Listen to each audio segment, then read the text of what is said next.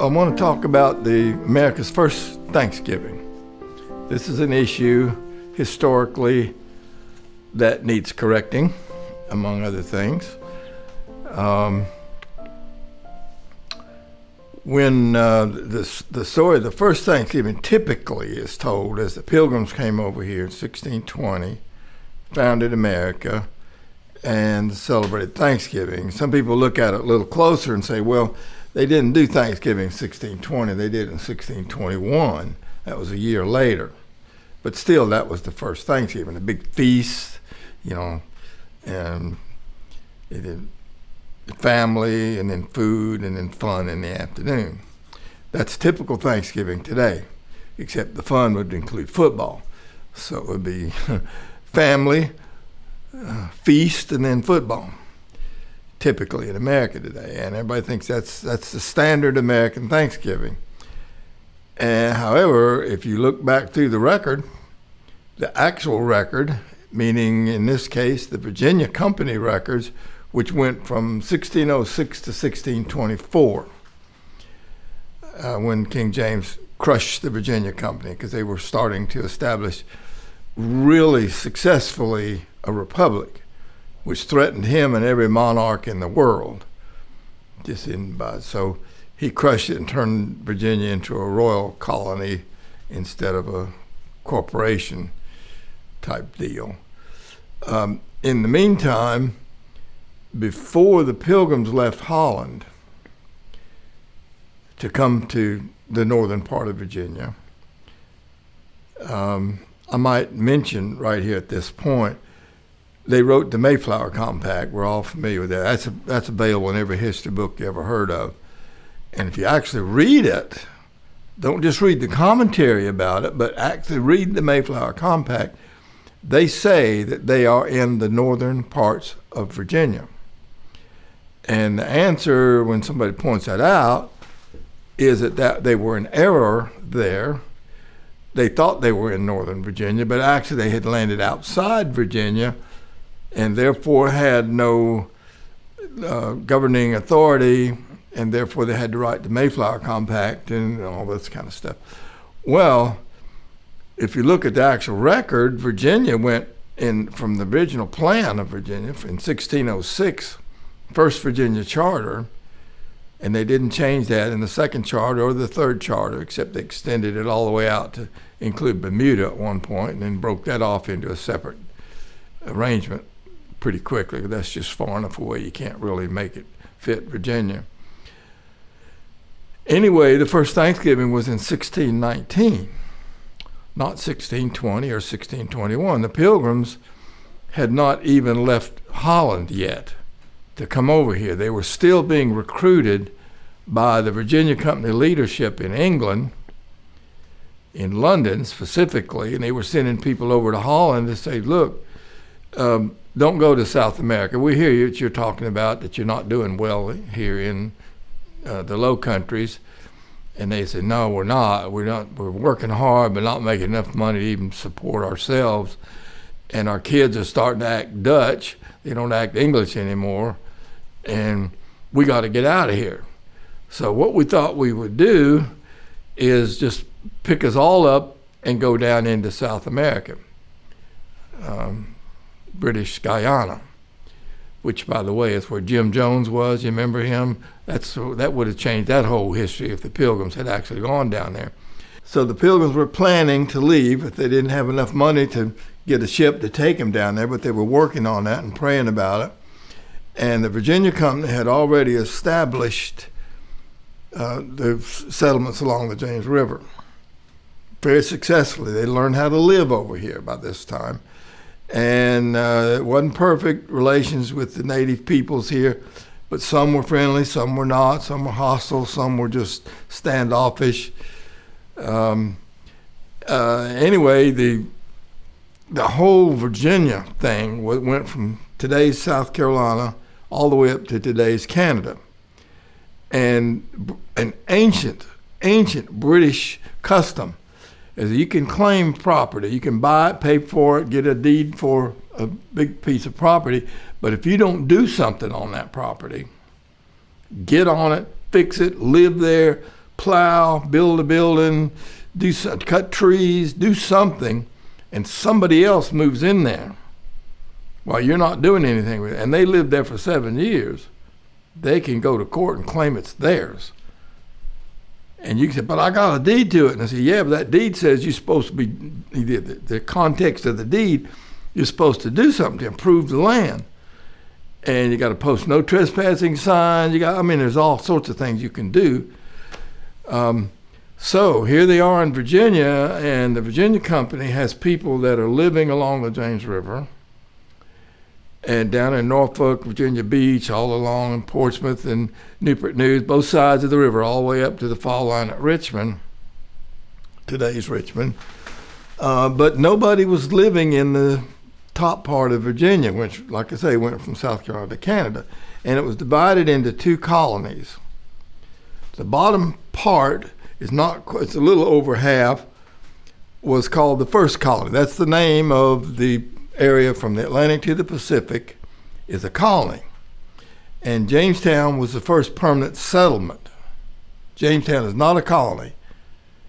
And Henricus 1611, Jamestown was 1607, 1611 up the river from Jamestown was the second settlement in the first colony.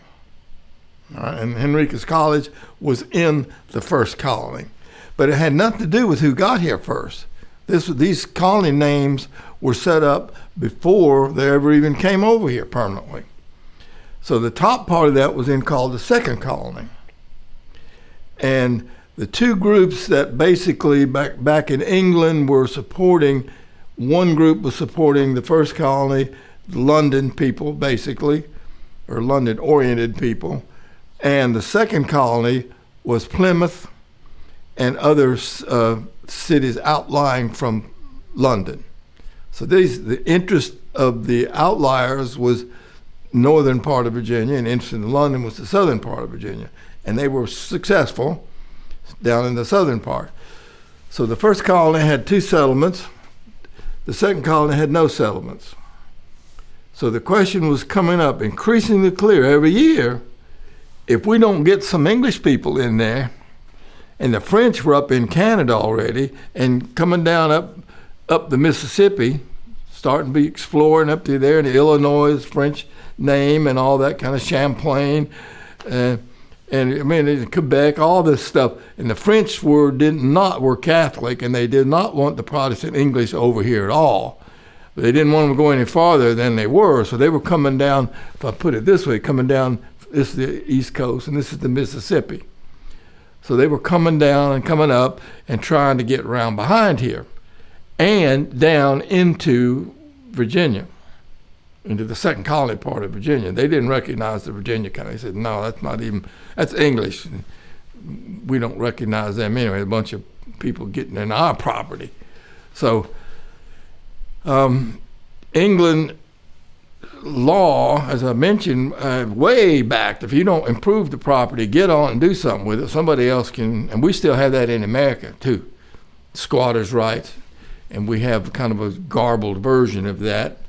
If you got a house for rent and don't do anything with it, and somebody moves in there, you can't get them out because they have a legal right to stay. And it's like, what is it? And they say, no, you don't have a legal right. And they say, yeah, you didn't do anything with it, and they're in there, and it's theirs now. So anyway, that's a long-standing issue. So in the northern part of Virginia, there were no English settlers permanently. There were some explorers and stuff, but not really part of the Virginia Company deal. So they wanted somebody to go up to northern Virginia and live up there. Hurry, before we lose the right to claim that as ours, and we have to take it into English courts. We'll support them, whoever it is. And we can't have that because we've got this big vision for the whole deal to be a commonwealth and from here to evangelize the entire world. So the only people that they could talk with that were interested in going over to Virginia, the northern part, which is cold and rocky and hard to farm, and a lot of other reasons why it's difficult to be there. I might mention the very first settler groups that came over from the 1606 charter, right away, the first group that came over landed in Northern Virginia, in Maine. Sagadahoc, Maine. Now it's on the coast, and they set up a fishing operation, Cape Cod and all that stuff, and the fishing is excellent up there. Oh, wonderful. But in the wintertime, it is cold. And that's when they landed, was in January, and they stayed there for about 6 weeks, about the middle of February, and everything was freezing up on them. The ships were freezing. They'd haul the fish up out of the water in these big nets and dump them down into the hole, and they'd freeze from the time they got them from the surface of the water to dump it, and they'll curl up when they freeze like that. So they don't stack well. Regular fish, you put a lot in them. This way they can't do it. And then you can't cut them up to fillet them and pack. You can't do it. You got to take the whole fish back, and it was and they were cold, and hands were freezing. And it was miserable. So they packed up and went back to England and said, we ain't never going back up there again. And I'd advise you not to go back there again either. So the word kind of came out that it's really difficult to live up there. And in the meantime, the London Company was pouring people and stuff into the James River, and they were succeeding and multiplying and stuff. And then the word came that the Pilgrims were not doing well in Holland, and they were getting ready to leave, and they were going to go to South America, they hoped. And the head of the Virginia Company, which at that time was being headed up by Edmund Sandys, S-A-N-D-Y-S. Apparently they didn't say the Y-S, he said Sands. The British pronounce things a little different.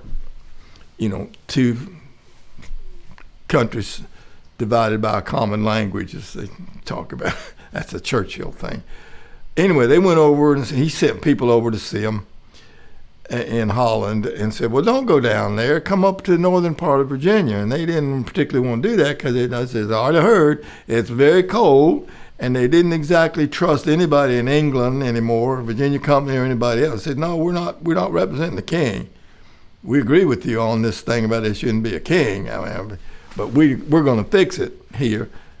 And they didn't say it, but they could have said it. You ran away and didn't fight, but we're staying and we're fighting. So they didn't say that, but that's me saying that. Anyway, they convinced them to abandon the plans for South America, and the Virginia Company arranged for the Mayflower.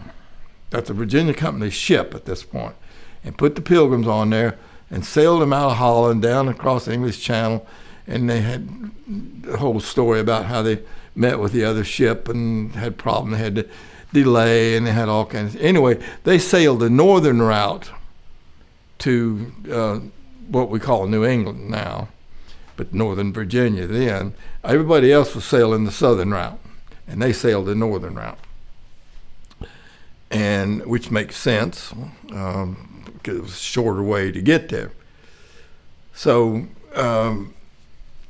in the meantime, before these people had agreed to come over from Holland to the northern part of Virginia, there was a group in England on the west coast of England. If you look at the map of England, here's England, and it's got a set of islands that sticks out. And to go from London, see, I'm doing this backwards. I'm looking at it from my way. Okay, if you go from London around here to Bristol, that's a long trip by boat because you can't cut through these islands. You can rip your boat apart going through there. But it's only a short distance on the land, but it's still hard to get there. So sometimes the stuff in Bristol would take care of things out in the western area. They didn't go from London to do the stuff all up and down the west coast. And above Bristol is the Irish Sea, and you're looking across from England to Ireland. You just look across there and you see Ireland right there. And this bunch of people are called the Welsh. It's kind of the Highlands in England, and they're on the northwest coast of England proper, not Great Britain. Great Britain would include Ireland, but directly facing across from Ireland is Welsh. And they were rather militant and a little bit warlike, and every now and then they would come down and raid from Wales into Bristol and these other cities and settlements and take stuff back up in there. Well, that made the English kind of mad when they did that. So, and then we're talking about way back. To even talk about this requires a brief look back at the Battle of Hastings, 1066, and William the Conqueror and the Norman Conquest. That was in 1066. Now, that's a long time. That's 500-something years at that time even. But when William came ashore in England and he took over, set barons up all over, and everybody had a castle, and each had their own little armies and stuff.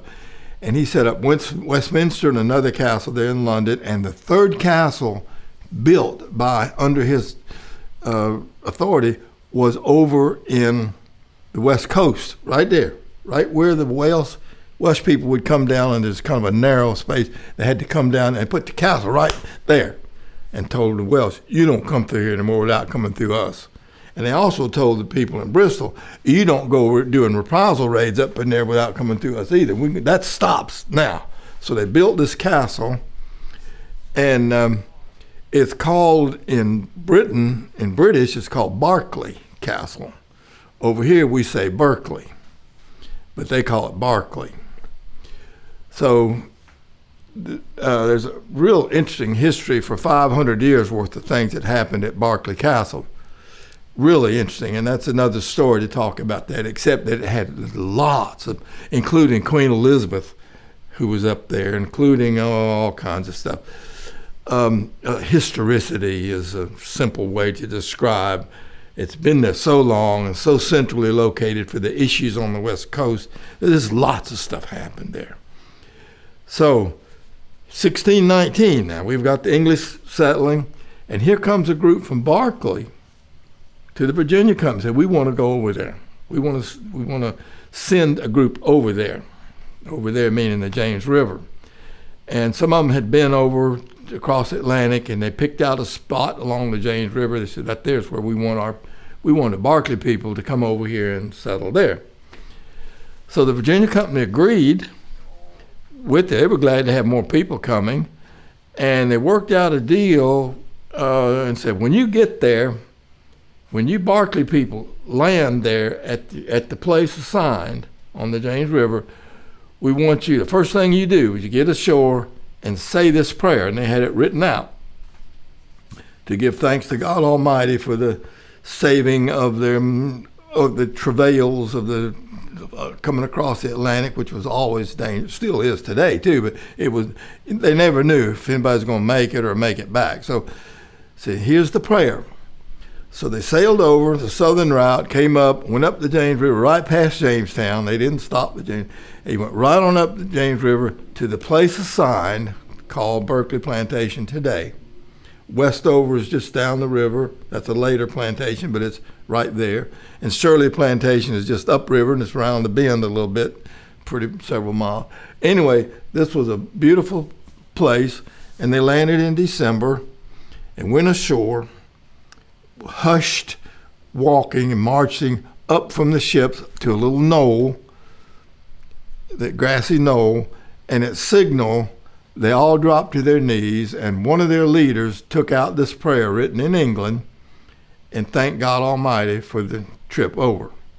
And it also says in that prayer that this date is to be commemorated annually forever. That's not quite a quote there, but that's the idea. This is the first official annual Thanksgiving in America, was this one that I just referred to at Berkeley in 1619. Now, the Pilgrims hadn't even left Holland yet. They're still wondering where to go. So we already had this here being in Virginia. Okay. So every year now, Berkeley commemorates this, and they reenact the prayer, and they have some people in the period clothing, and they come up and they march up from the river to the knoll, same knoll, and there's a big crowd of people on the field up there, and the Berkeley house is up the far into the field. It's not quite a meadow, it's just a big field. And it's a 8,000 acre place. I mean, it's a working plantation today too, but they do a lot of historical stuff, a lot of tourism there. So every year they try to do this, and December is not known for its warm, pleasant, sunshiny days. So they moved it to November, first week in November, to celebrate that December landing. The Pilgrims did the same thing, by the way. When they celebrate their Thanksgiving, they moved it to November also for the even worse weather up there than they got in Virginia. So they're both, you got the Berkeley Thanksgiving, then you got the Plymouth Thanksgiving, then you got the National Thanksgiving. All three of them in November. These two are commemorative. But the Pilgrim people did not have any instructions to do that. They didn't have any prayer written out ahead of time. They didn't have any instructions to do it every year to commemorate. That's just a different kind of a thing. And the way they did it was quite different. They did the meal, and the Indians brought food, and they had a big feast day and all that. The Berkeley Thanksgiving was that prayer. That's what they did. And they didn't eat, they didn't dance, they didn't sing, they didn't do any other kind of stuff. They came ashore. It was all the men. They came up, marched up to that, actually walked up. They didn't march like in cadence, and knelt down at signal, and they read the prayer, and they all said amen, and then they went about the rest of their day unloading the ship and bringing people in there off the boat and supplies, and figuring out which exactly place they were going to live, and started building shelters and that kind of thing. So that is a very important distinction. And I would say two things about that prayer. One is that it was written ahead of time, as I mentioned. Secondly, I'll point this out. Nowhere in that prayer does it say anything about Jesus Christ. And yet it's a Christian prayer. So some people look at, well, what's Christian about that if it doesn't have Christ in it? Fair question. Unless you understand the theology of the people at the time. They were providential. They were not evangelical. They were providential. And that meant family, state, and church are the three big institutions in the Bible, in that order. First, you had the family. That's in Genesis. And when they got thrown out of Eden, the family came with them. Then they had to live outside Eden. They needed government. So the whole Old Testament issue over and over and over is warnings and examples, and how does God want us to live and govern and all this stuff. And someday there's going to be the Messiah come. And then eventually the Messiah does come, and that is added. You got family plus state plus church. And that's providential, plus. The church did not replace any of that. It added the final piece to it. That's providentialism. Evangelicalism says this is the most, when many of them outright say, when Jesus came, they nailed the law to the cross and it's over.